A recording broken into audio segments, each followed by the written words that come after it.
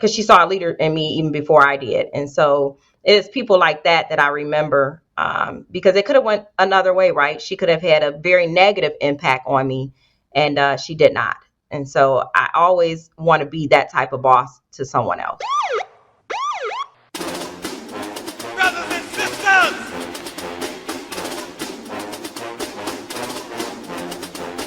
brothers and sisters, I don't know what this world is coming to. You're listening to the Black and Blue Podcast, a discussion and celebration of the roles of African Americans and other minorities in U.S. law enforcement. Your host on the Black and Blue Podcast is Dale Peters, a law enforcement professional with over 20 years experience in the business. Hop on board this Black and Blue train of interviews, current events, and pop culture conversations. So get ready. The Black and Blue Podcast is coming at you right now. What up, Black and Blue fam? Welcome to the Black and Blue Podcast, where we celebrate diversity in U.S. law enforcement. Allow me to reintroduce myself. My name is Dale, and I'm the host. Thank you for tuning in. I really appreciate it. I want to help you guys keep that appreciation going by clicking those like, subscribe, and bell icons right down here on my YouTube channel, or rate the Black and Blue Podcast 5 stars on your favorite podcast platform. Also, make sure you check me out on any one of my social media pages for even more content. You can find me everywhere at Black and Blue US. All right, so with that down, let me introduce today's guest. She is the first Assistant Chief of Police of my hometown of Columbus, Ohio. So, Black and Blue fam, help me welcome to the show First Assistant Chief LaShanna Potts. How you doing? Dale, thanks for having me. I am great, sir. I appreciate you having me. Yes. How's things going out there in CBus right now? It is going great. Great. Right. The momentum with the community is on an upswing, so I have no complaints whatsoever. Okay, yeah, because I mentioned there in the monologue, and I also mentioned to you off air that that's my hometown. I was born and raised there. I still got family there, and so yeah, I love CBus. It has a special place in my heart, even though I'm out here in Cali. We appreciate it. OH. I-O. I-O. Okay. You know it. All right, you know it. So I mentioned right there in the intro that you are the first Assistant Chief of the Columbus, Ohio Division of Police. How long have you been in that position? A whole 16 months. A whole 16 months. All right. A whole 16 months. Came down here with Chief Bryant from Detroit.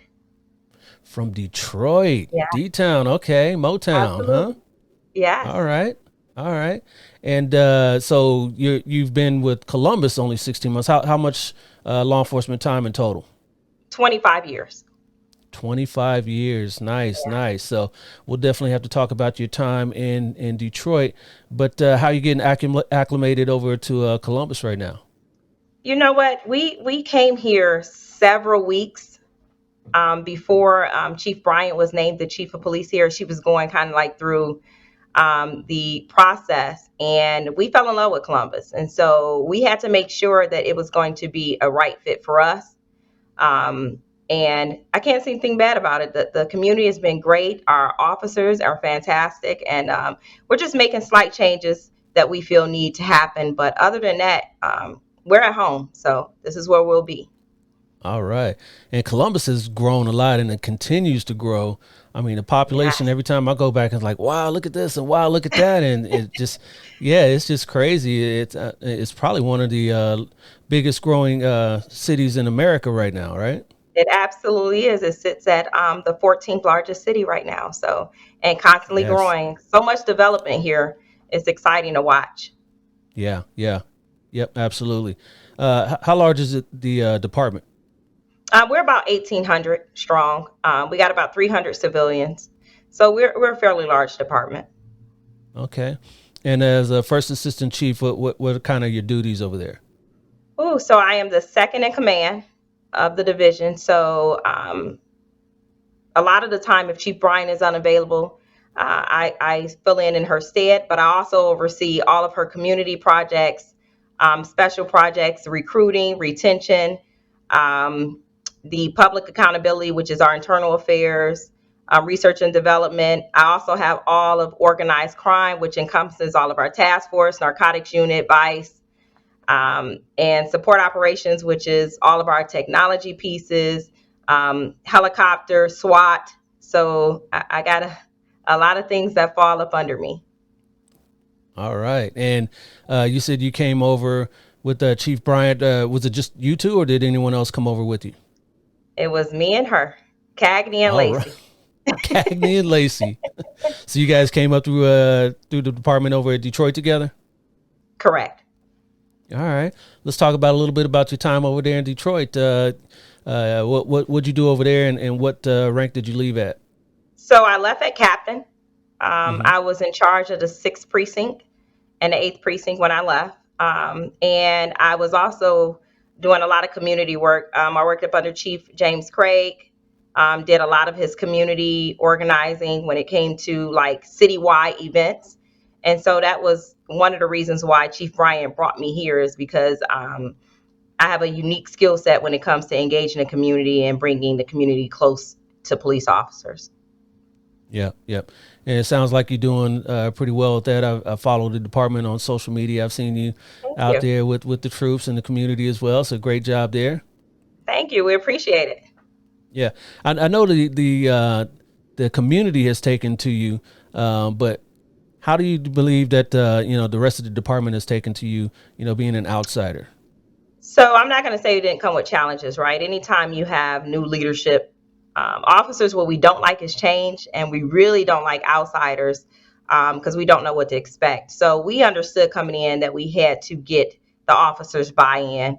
I will tell you, the officers have been amazing here. We've had some challenges with some upper rank, but nothing that we could not fix or make amends. And so we're working as a team to move this division forward. Nice.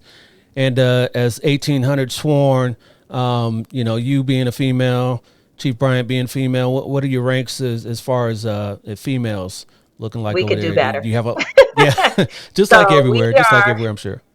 Yeah, we are very, very low. So coming from the city of Detroit, where we had women in command leadership positions, probably the largest in the country, and then coming here where we just promoted our first female commander, black female commander, Commander McFadden, and then only having one deputy chief which was a female.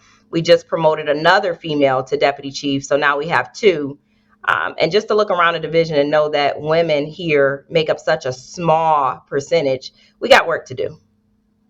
Yeah, yeah. I mean, that's across the board. It's always been a male dominated profession.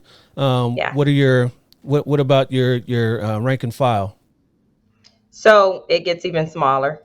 So Yeah. just to give you an idea of what the division is made up, we're probably a little over 90% white male. And then you have a very small percentage of African American women and men, and then you have others. So the majority of the division is white male dominated in all of the ranks. Yeah, that's about par for the course for most agencies. I wouldn't say 90%. Closer to 50 and 60% in a lot of agencies. But yeah, there's a lot to do, and Columbus is a pretty diverse city as well. Correct? Absolutely, and it's growing more diverse every day. And so one of our goals is to make the division reflect the community in which we serve. And Yes. so we're out here recruiting strongly in underrepresented populations, but also we're looking for just quality officers. So we just want people who have a commitment to serve to join our ranks. Yeah. And we kind of talked off air about things that had happened that plagued the industry, the law enforcement industry in 2020 and 2021, and we're kind of coming out of that. But one of the results of what happened then was a lot of people didn't want to be police officers. Some people left the department, and attrition. Yeah. Yeah, and so it's tough to get people to want to be police officers. Would you say? Absolutely. But we did something here unique prior to Chief Ryan and our arrival. The city actually bought out 100 police officers here. And so, um, it was to change the culture. And we're now in the process of trying to buy out deputy chiefs too, um, just to give us a fresh start, and hopefully bring in leadership that reflects the same goals and values that Chief Bryant has. I'm not saying that the leadership that will be leaving didn't, but we Mhm. thought it was important to start anew. Yeah, yeah. And for the people out there that don't kind of know what that in the industry, we kind of call it a golden handshake, where you kind of want to get some transition in, in all ranks of the department, and for whatever reason, it could be culture changes, it could be fiscal as well, right? Absolutely, Yeah, yeah. So absolutely. yeah, And it so allowed us right now to move. Right now, Columbus is a unique. We're a seniority based department, so you really can't move around unless you got 20 plus years. That buyout allowed younger officers to move into bureaus that they would have normally never been even ready for. really, you guys have people that are go to a division or an assignment to die, huh? At the end of their career, yes, Yeah, that's yeah, currently the way it's made up here. We're working on changing yeah. that though with the FOP. Okay, okay. I've noticed. I work for a smaller department, and so all of our assignments and what have you are all tenured based. So 5-year assignments, and then you move on, and that allows other people time to get into those positions, because otherwise, you would never, just like you just said, younger officers would never get an opportunity. Absolutely. So we have that in our task force. We have a sunset clause which allows 5 years, but that is only in a task force, which is a small minority of officers. The rest of them, I'll give you a prime example. To go to SWAT or narcotics, you really have to have 21 plus years on. And it gets even larger than that when you're talking about a unit like homicide. And Yeah. so, as you know, most departments they're not doing that anymore, because you kind of want to put people in the right seats for their skill set. And so, not saying that seniority is a bad thing, but it is a hindrance for us in putting the right people in the right seats in some of these bureaus. Yeah, and that's got to be a balancing act, because you don't want that turnover to be so much, especially in assignments where you need that expertise, like homicide, and 3 years in, you just now figuring out how to do that job, and then if it's a 5-year assignment, and then you're rotating out right when you hit your stride in it. So there's got to be some sort of middle ground there, right? Oh, absolutely. Working on Yeah, it every day, trying to find that every sweet day. spot, right? Exactly, that sweet spot right there. So going back to Detroit, are you a native of Detroit, or where are you from? Born and raised. Born and raised. Born Okay. and raised. All right. All right. So what brought you into law enforcement? Actually being a victim of crime, right? Growing in inner city, at a time where, we had really gang violence in the city of Detroit. I grew up on the west side, 7 Mile Road. We had a really infiltration of 7 Mile dogs there, and being robbed several times growing up and seeing people shot. And so my mom decided to join law enforcement, and between becoming a victim and seeing her actually give back to the community is what drove me to law enforcement. Okay. All right. So she was with Detroit, or where was your mom? Detroit. She Okay. retired. All right. So you're a legacy. Absolutely. Absolutely. Okay. All right. And yeah, let's talk about your time there in Detroit. So you kind of talked about some of the things that you did over there. Let's talk about when you first came in. Did you have a lot of trouble? I mean, women. You said when you left was pretty good as far as the ranks of having female officers. But how about when you first started? I would say when we first started, there wasn't many, but I did see women who looked like me. Being a black city, Detroit, the department did reflect the community. And so, but what I will tell you is I experienced sometimes with women what we can do, cattiness, um, Mm, sometimes wanting to feel like you have to be against each other and not together. And so as I proceeded to grow up through the rank, I always had that in a forefront. I never want to be the person that didn't pull another woman up with me. Yeah. So, you know, females, bringing others up, despite of what you said, the cattiness.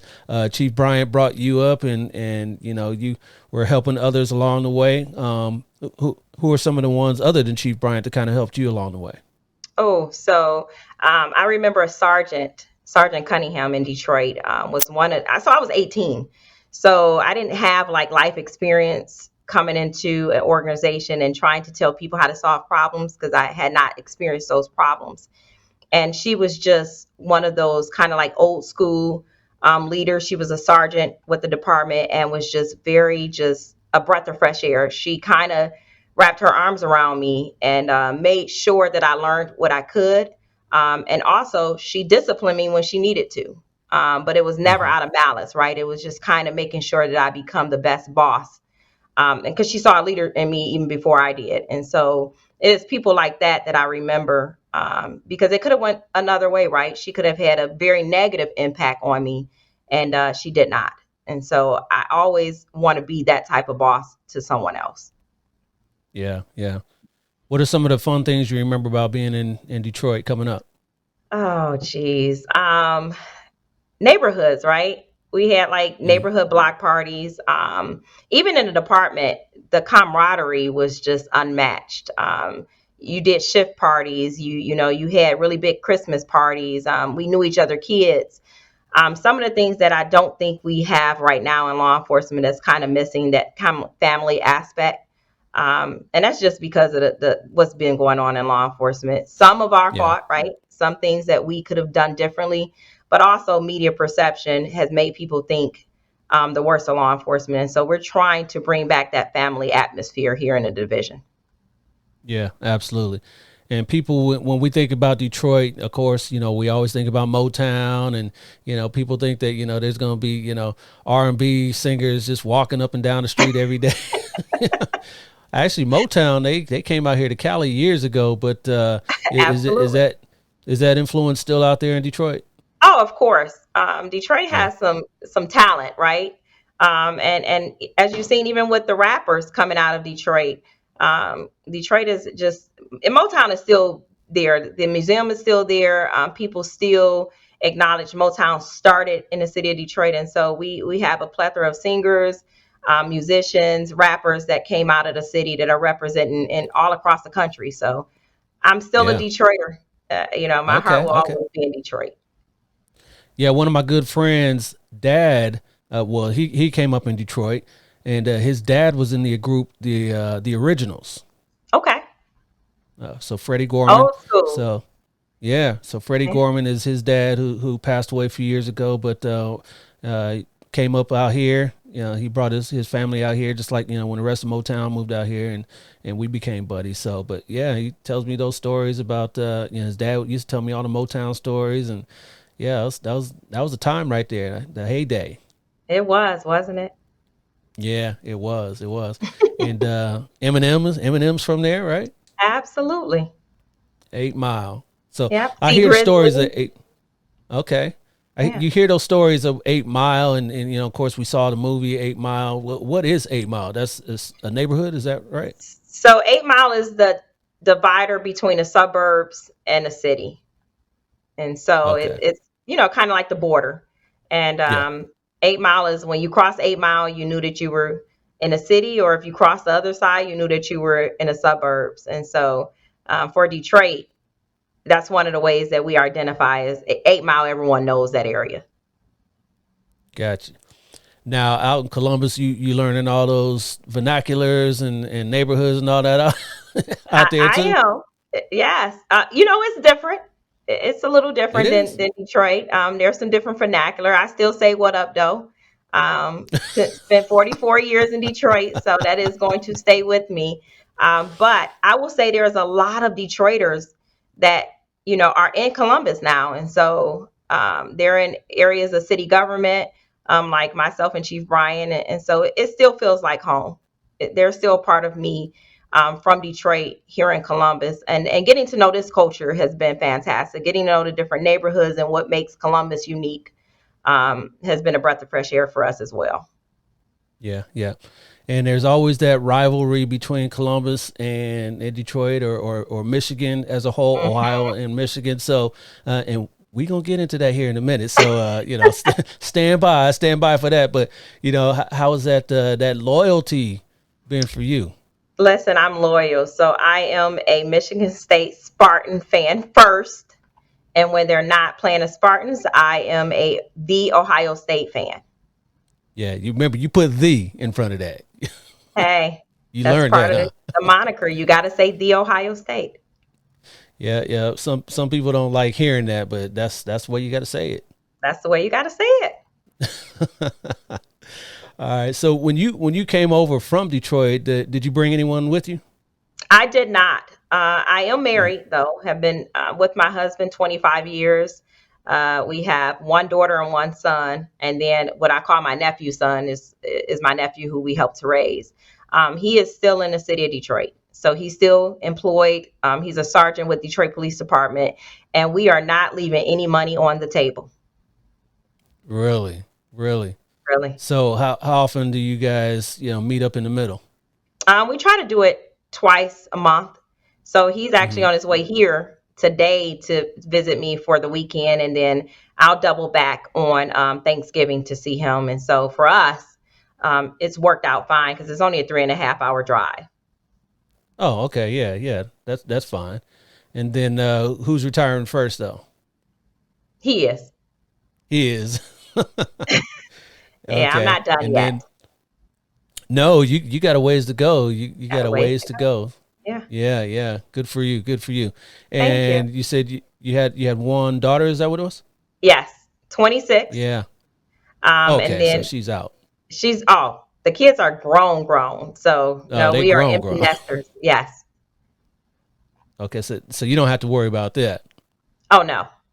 She's getting married Any of though. Okay. So All right. we're paying for that right now. Yeah. Any of the kids think about following in mom and grandma's footsteps? So not in law enforcement. My nephew is a attorney in Chicago, and so he did at least follow service. My daughter's an esthetician, and my stepson went into the military. So all of Okay. them are giving back and doing servitude, just in a different way. Yes, yes, yes. And happy Veterans Day today. When we're recording this today is Veterans Day. So what branch did he go into? Army. Army. Okay. All right. Yes. Good for him. Good for him.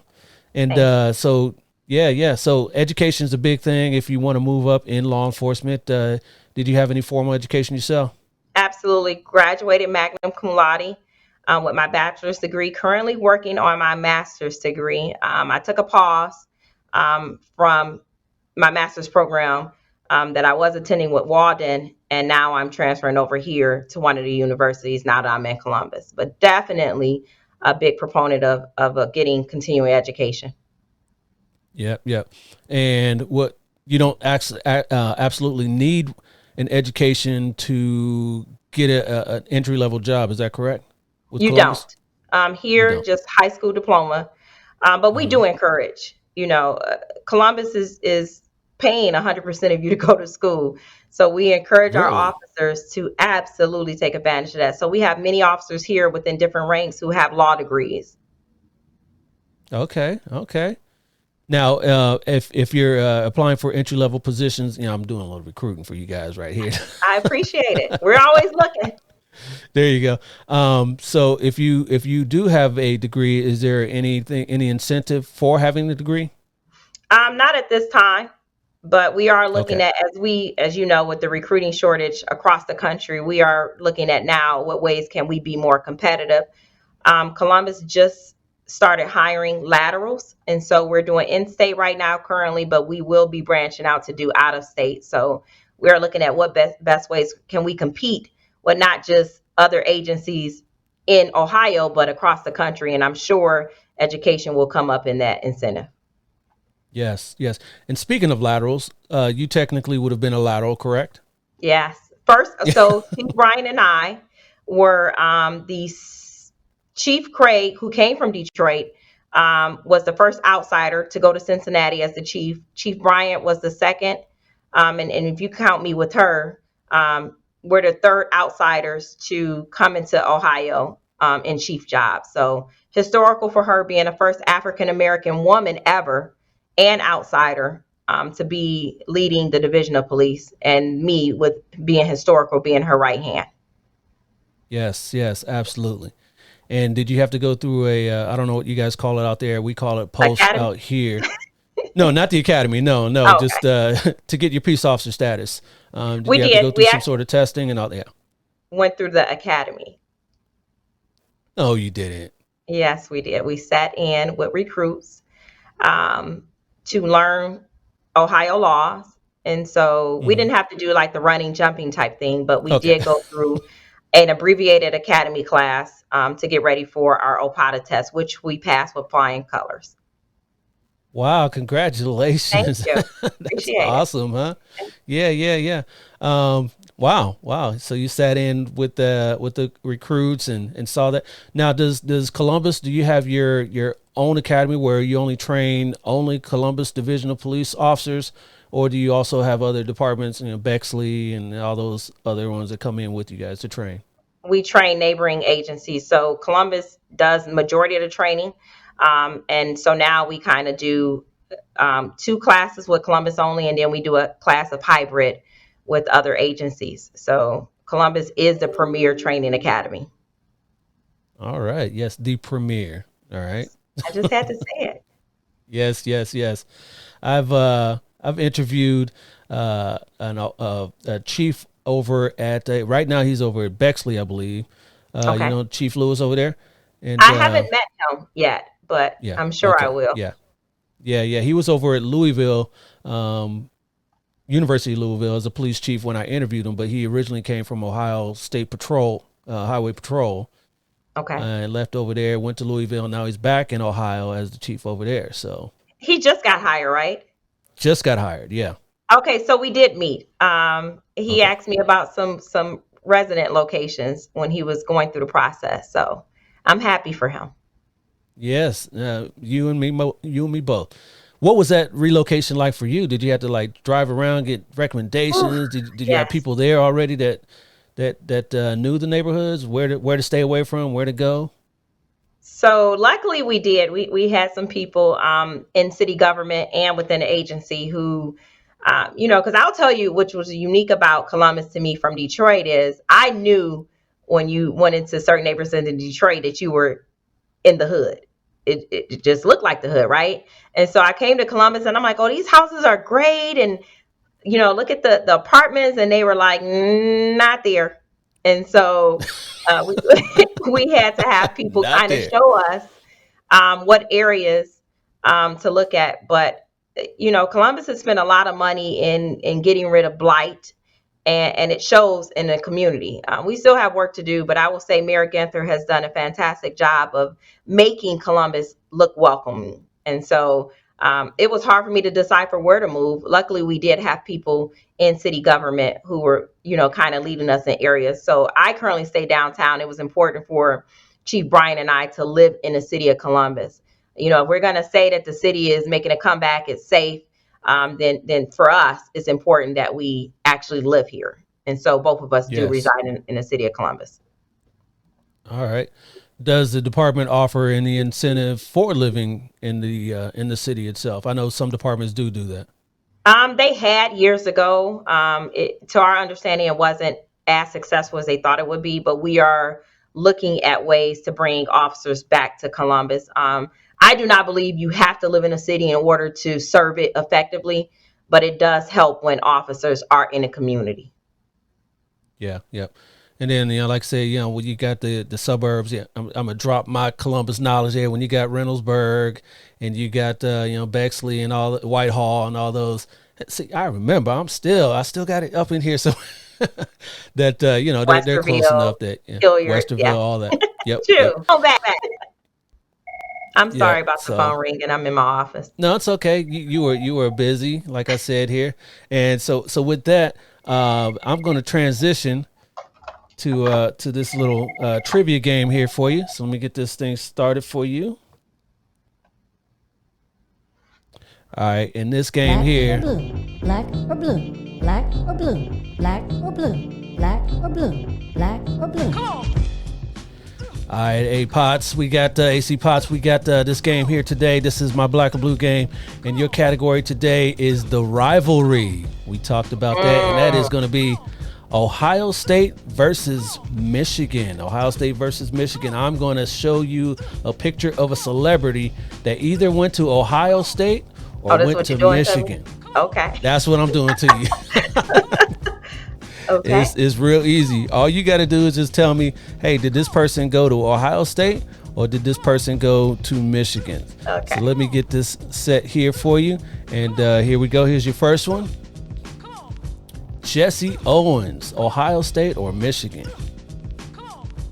I am about to take a really good guess at this. I am going to say Michigan. Oh, no. He went to Ohio State. Cut me some slack. Sorry about that. Yeah, we'll try. I'll try to guide you along the way here. How about Lucy Liu? Lucy Liu. You just said it. You just said it. Michigan. Yes, she did go to Michigan. She went Clearly, to Michigan, this is not where I'm strong at. No. Hey, I wasn't either until I Googled this. So, Okay. how about comedian David Allen Greer? David Allen Greer. I'm going to say Michigan. Michigan would be correct. Yep, he went to Michigan. How about Wendy Malick, actress Wendy Malick? Wendy Malick. Ohio State. She did go to Ohio State. I think, what show was she on? Was she on Malcolm in the Middle or one of those shows? I think it was Malcolm in the Middle. Yeah. How about Eddie George? You got to know Eddie George if you know your sports. Yeah, so probably not. But I'm going to say, because I know that Ohio State does send a lot of people to the NFL, I'm going to say Ohio State. Yes, he did go to Ohio State. He's a big Ohio State Buckeye right there. Mm-hmm. How about J.K. Simmons? J.K. Simmons, the actor. I'm going to say Michigan. Oh, you didn't take the cue there. He went to Ohio State there. So we're learning that Ohio State has a lot of great people that went there. Yeah. Oh, I'm not a U of M fan, so yeah. Oh, okay, that's right. You just say Michigan State. Where are those two? Where's Michigan? Is Michigan State in the Detroit area? Yes. So I think. Oh, and okay. then U of Maybe M I is should in have Ann done Arbor. Oh, okay. Maybe I should have done Michigan State instead. But No, you're fine. Ohio. Yeah, so because the rivalry is Ohio State and U of M. with Michigan. Yes. That's why I did this. So you're doing fine here. How about news anchor Mike Wallace? News anchor Mike Wallace. I'm going to say he looks like a Michigan man. He does look like a Michigan man. I don't know how you got that, but yeah, he does look like a Michigan. All right. Comedian actor Richard Lewis. Richard Lewis, Ohio State. Yep. A couple more here for you. Oh, I'm sweating. Okay. Gilda Radner. I don't know if you remember Gilda Radner. She used to do a lot of stuff with what was that dude? Gene Wilder. She used to do comedy, a lot of stuff with him. Yeah, comedy. Yep. Michigan is correct. And I think this is maybe your last one here. Jack Nicklaus, one of the greatest golfers of Ohio State. You knew that one right off the bat. I knew that one because he has a golf course no here. hints there. Oh, yes, he does. And he's big over there. Looks like you got more right than you got wrong, so we're going to call you the winner. Oh, I have to change that name there. Forgot to change that for my last guess. That's okay. Through the magic of editing, I will edit that out. Let me get you back to. You were just trying to tell me that I'm in a league of winners. That's all. You were in a league of winners. For sure. Yes, I appreciate you coming on and being a good sport about that that rivalry. But it's a real thing, right? Oh, it absolutely is. So when I first got here, it took me several months, some would say almost a year, to change my plate from Michigan to Ohio. And they were serious when it came to the games to not have my Michigan plate anywhere near downtown during the Ohio State game. So, so yeah, Yep, they yep, take it yep. the team up north is what they call it. They don't even say U of M here. They don't even say the Yeah. name. Did you get a chance to experience the game? I have, and Okay. it's. I would tell you it's different. It is It because is. there's no national teams here. The Ohio State program is the program in town. So Yeah. when it's a game day, it is like no other here. Yeah, that is true. That is true. Yeah, because we got rivalry out here, USC and UCLA, and it's not the same. Yeah, It is not the same. But close, close. Yeah, don't get me wrong, but it's not quite the same. it's Yeah, because we different got here. the It's we got the Rams and the Dodgers and the Lakers and the so Chargers. you got So we other got all things to that stuff. kind of Yeah, take your attention, yeah, right? The yep, Ohio yep, State is what is in town here. So, yeah. but I love it. You know, the energy that comes on game day is unmatched, and the fans here are straight diehard Ohio State fans, and so you can't ask for anything better than that for a programming that people can get around and support. No doubt, no doubt. Have you thought about doing any education at Ohio State yourself? You guys have any collaborations or We trainings or anything do. with them? We collaborate them a lot. We're looking right now for them to look at our crime, and kind of give us some best practices and how we crime map. But they are a fantastic partner for us, not just in what we do internally, but external partners when it comes to philanthropy. The chief is extremely big on community, and so am I. And so we've reached out to them several times, and they have been a great partner here since arriving in Columbus. Yeah, yeah. What are some of the big issues? And I know we didn't kind of talk about that. Let's go back on that. Some of the issues that you and the rest of the department are facing. That some of those challenges you need to try to get through into 2023. Whew. First is nationally, just making sure that we can fill our seats, right?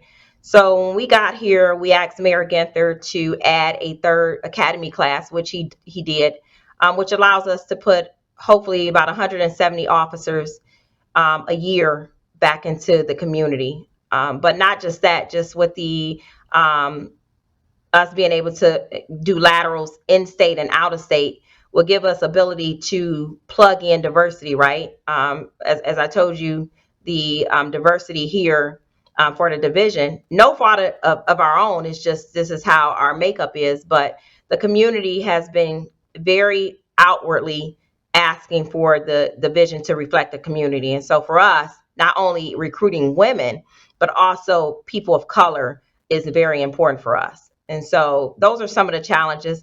I am happy to say that our crime, our homicide is down 30% this year. Our closure rate is up to 80% this year. And so we're on a trajectory to really, really do some impactful change, not only in the community as it relates to crime, but also the fact that the community is now trusting us that when they call in tips, which is helping us to solve our homicide rates, that they're seeing the end result, which is more criminals off the street and a safer community to work, live, and play. That's what I was going to ask you. What do you attribute those closure rates and just the down homicides in general too? And a lot of that is trust in the community, right? A, a, a huge amount is trust in the community. The other is just building morale. When we got here, 2020 wasn't that far ago, and Columbus did have some challenges with the community, and so we came in. We assessed, we made changes as we saw fit, but we also got the buy-in from the officers. The officers here want to do an amazing job, and they do it on a day-to-day basis. And so we just highlighted some of the work that they were doing and gave them the ability to do their job. And so I always tell the community, when you ask for a safe community, it does come with more police interaction. And so you can't have it both ways. Use Yeah. of force will happen. Use of force is never something pretty, but our officers are doing things the right way. And when we make mistakes, the chief will acknowledge that. And if we have to hold officers accountable, we'll do that too. But I will stand here and say that we have one of the best organizations in the country, and I stand on that. Yes, I do too. I do too as well. Yep. I did a ride along with them years back when I was just visiting family. I said, hey, let me just, now that I'm an adult and I'm in the field, let me just see what goes on. And I was really impressed with the officer that I rode with that day, and it was pretty fun. Come on back, Dale. I'll take you on a ride along. No. Okay, yeah. It's a bet. Whenever you're in Columbus, listen, let me know. And I do ride-alongs with our officers routinely because I think it's important that we see what they see. And so as I'm sitting in these chairs making these decisions, I have to keep that, and keep my ear to the ground. I don't know everything, and these officers are being tasked to do the job. And so it's important that we listen to them. Yeah, absolutely. I agree wholeheartedly. All right, Chief Potts, I appreciate you coming on to the show. Before I let you go, why don't you espouse some words of wisdom to the viewers and the listeners? I would just say, keep law enforcement in your prayers. People in these roles like myself and Chief Bryant, we're trying to change the perception of law enforcement. And we also understand that the majority of the citizens know that they need and love the police. And we are committed to making a policing agency that is premier, that treats our citizens with respect, empathy, and compassion. And so if you're ever in Columbus, look me up. I am very accessible to the community, and just treat others how you want to be treated. That is the philosophy that I live by, and it has served me well for 44 years. That part right there, that part. Yep. In relation to the other two big agencies in the state, which would be Cleveland and Cincinnati, where does Columbus lie? Columbus Division lie? We're the largest, and we also house the capital. So we are the largest city in Ohio, and we are the largest municipality, and so oftentimes we set the standard. Yes.